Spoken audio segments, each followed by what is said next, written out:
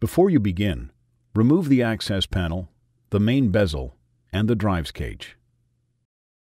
Removal. Detach all power supply connectors from the motherboard.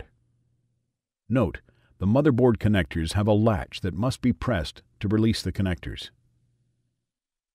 Snip the 2 plastic cable ties that secure the power supply connectors to the front metal of the chassis. Detach the 3 torx T15 screws that connect the power supply to the PC.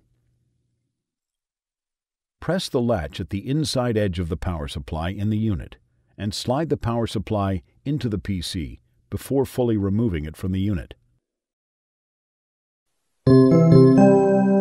Replacement. There is a slot on the side of the power supply that slides over a large tab on the side wall of the chassis. To replace the power supply, align the power supply slot slightly behind the chassis tab. Then slide the power supply back until it locks into place next to the latch. Reattach the 3 torx T15 screws at the rear of the chassis.